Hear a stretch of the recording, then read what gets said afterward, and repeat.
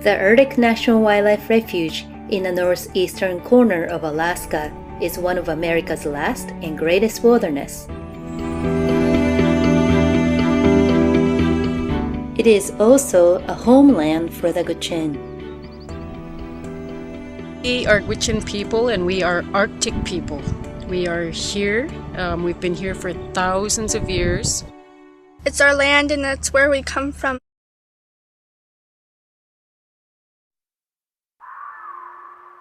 Today, the Gwich'in homeland is divided between the United States and Canada. The population of about 8,000 is spread out in remote villages. Before colonization, the Gwich'in led a nomadic life, following the Porcupine Caribou Herd.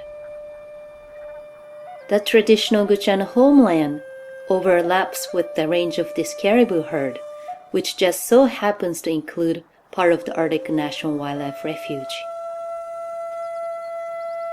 The Gwich'in still rely physically, culturally, and spiritually on the Porcupine Caribou Herd. The herd calves each spring on the coastal plain of the Arctic National Wildlife Refuge. The herd and its birthing and nursing grounds are so significant to the Gwich'in that they refer to the coastal plain as the sacred place where life begins. In our beliefs, we're not supposed to go to that area because it's sacred. It's a sacred place to our people. Having survived in the harsh Arctic climate for generations, the Gwich'in Nation is now fighting its toughest battle yet to ensure that Congress does not open the coastal plain of the Arctic National Wildlife Refuge to oil drilling. Research has shown that oil drilling in critical caribou calving habitat drives away female caribou and calves, which diminishes calf survival rates. Because of the impact of drilling on the Porcupine Caribou Herd, opening the coastal plain of the Arctic National Wildlife Refuge would result in tragic consequences for the Gwich'in Nation. Drilling into this area means a drilling into our heart and our existence. This is why it's a human rights issue.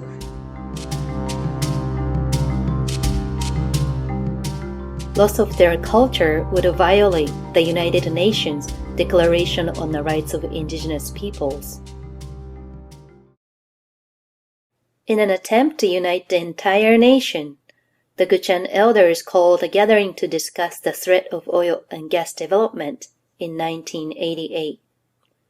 Since then, the nation has been gathering every 2 years and working together to preserve the coastal plain of the Arctic National Wildlife Refuge. Direction from the elders were do it in a good way and no compromise and stay united.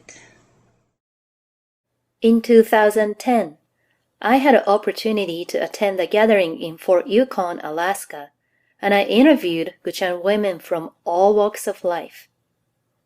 My hope was that by sharing their voices, people would become aware of the Gwich'in's relationship to the Arctic National Wildlife Refuge and see this issue not only from the environmental perspective, but also from the indigenous women's perspective.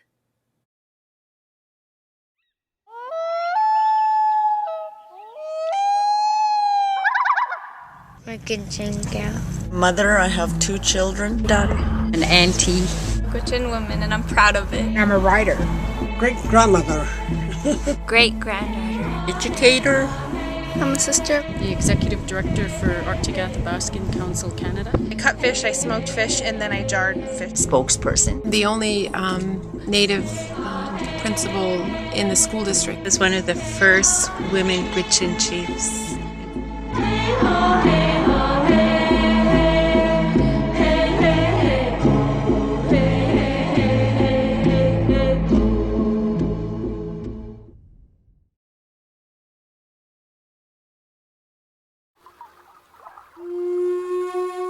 It was in 1986, the Minister of Renewable Resources that I was working with at the time called me into his office and told me Ronald Reagan had just decided to open up the Arctic National Wildlife Refuge.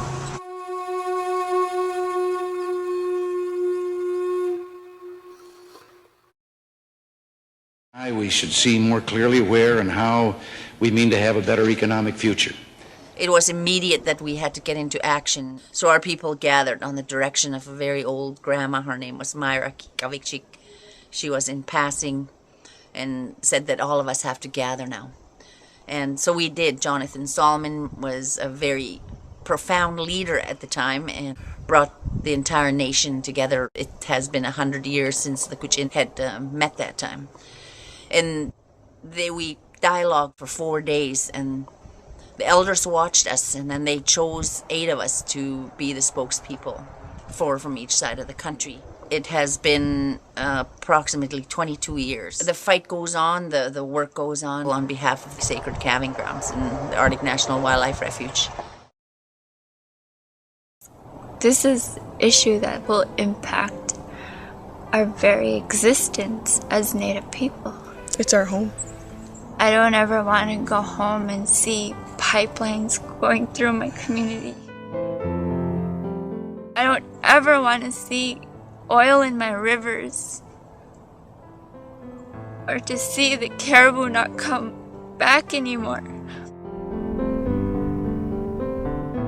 Drilling, if it happens, that will affect every village. All the Gwich'in people will be very sad. We'll be losing our animals, our water, everything.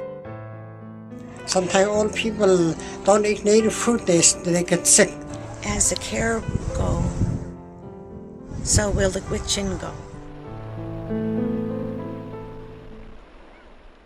And I believe it's our responsibility to protect that calving grounds, protect their habitat.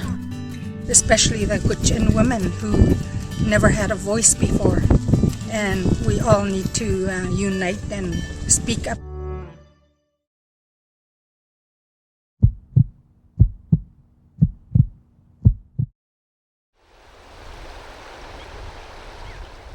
Caribou migrate throughout Gwich'in country to provide for us for thousands of years. We are caribou people. The elders told me that if we didn't have caribou, we won't be Gwich'in.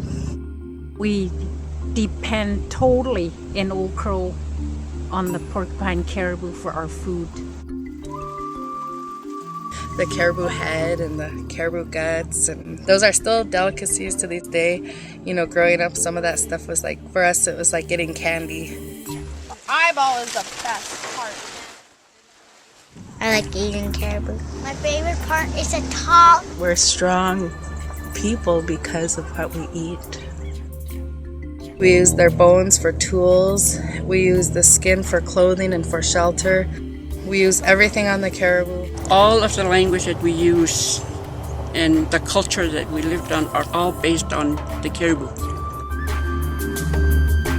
In our story, it said that Gwich'in came from the caribou. And when we split, we made an agreement that the caribou will always retain a part of the Gwich'in heart. The Gwich'in will always retain a part of the caribou heart. We're one in a spiritual way. And it's my soul, it's me. That's the one that's going to sustain the people.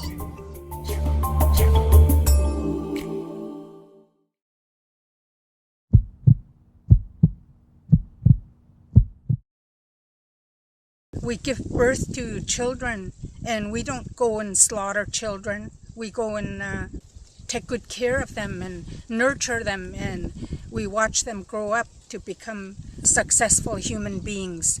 And we need to do that with our caribou. Mothers, as universally, we know that we have to protect things, whether we're Republicans or Democrats. We have to protect our children. What kind of party lines, what kind of religious lines or ethnic lines, we all know that we're supposed to protect. It's built into us. As women, we have a very fundamental role to step up and to speak out on behalf of Mother Earth. There's been enough destruction. It's time for healing. It's time for women's spirituality, and it's time for women's connection.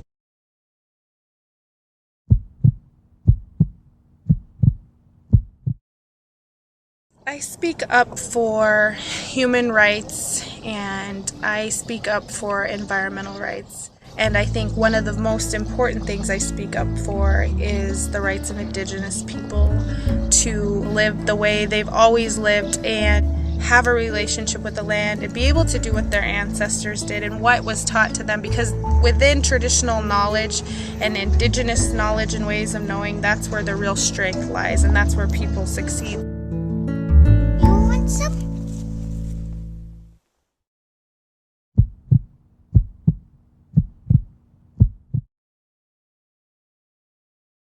We're the protectors of the caribou, of the Vadzai, as we say it in our language.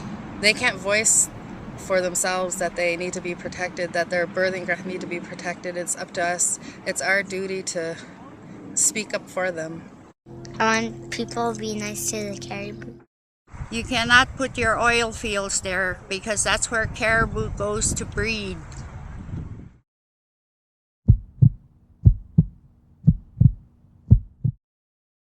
As an Indigenous person, we're always looking to protect our lands. We're bound by these lands, so the refuge is almost like a border to us. We were always taught to be careful, give back to the earth and don't take too much. I never became an activist to protect our land. It was always been our responsibility. It is our way of life.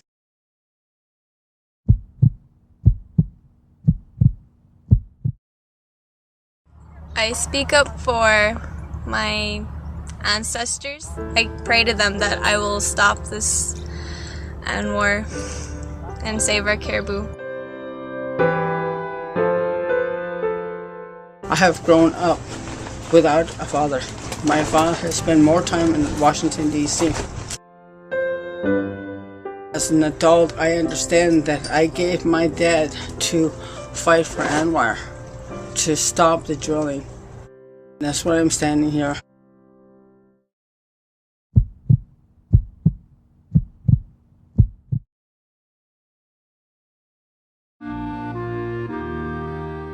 In order for our future generation to survive, in order for my granddaughter to have what I have today, we have to make sure our voices are heard, that our voices are heard so that these places are protected.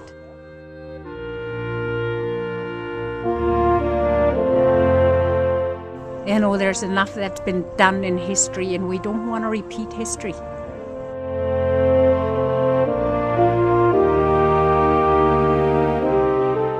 All we're asking of the United States government is to make sure we have that one little area in northeast Alaska, the sacred place where the caribou give birth to their young, to have that place protected for all time. And we are gonna keep doing this work until that time has come.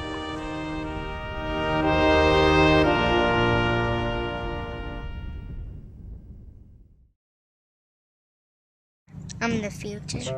We are the future.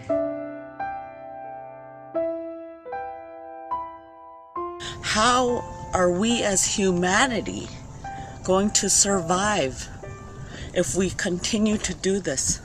We're destroying life and taking it away from our children and their children. Are they going to have clean air, clean water, food? These are questions that not only Gwich'in people have to be concerned about. These are questions that everyone has to be concerned about. The spill in the Gulf of Mexico, that was a wake-up call. We're not protecting the Arctic Refuge for ourselves. We're protecting it for everyone. You need to go out and educate the people of the world, let them know who we are, let them know what's important to us, so that our future generation can still have what we are so blessed with today. Please help us protect the Arctic Wildlife Refuge. It's our home. This is our land.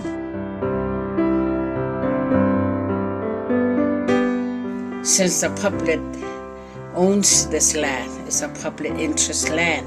Masi chosha like na ye do no kon nan kat no kon nin kak sak zo. Ni ha to gin hiji ye do no ko te vegwe heza masi cho. Let's work together. Masicho.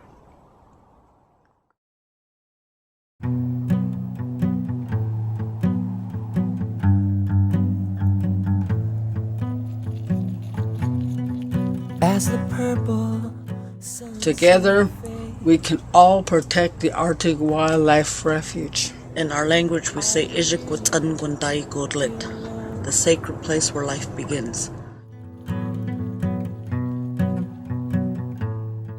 The people in the outside community can write to the congressman. and all that's real seems so far away. Sacrificing tomorrow for yesterday. There's a heartbeat louder than thunder.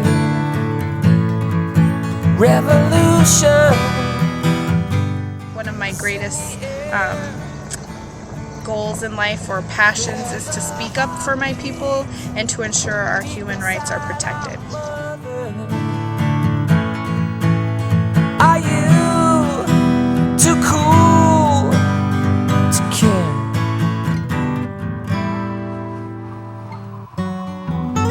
I really don't want the drilling to go on in the Arctic Refuge because it'll change the migration route of the Porcupine Caribou Herd.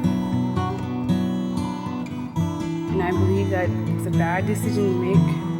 Gwich'in, mostly caribou people themselves. There won't be caribou people without the caribou. And it makes me mad because that's all they've been doing is coming in and taking our land. There's going to be no subsistence anywhere one day. No animals, no freedom, nothing. We're entering a time where we need to really shift the paradigm of how we think about our relationships with each other and with the land and with the animals. Roll back the darkness.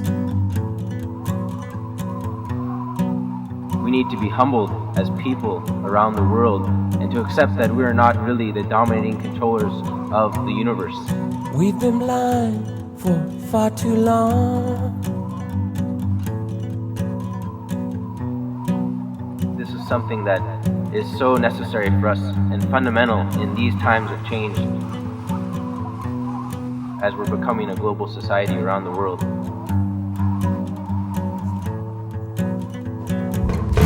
And the spirit they could never really see. You can't take away from me. There's a heartbeat.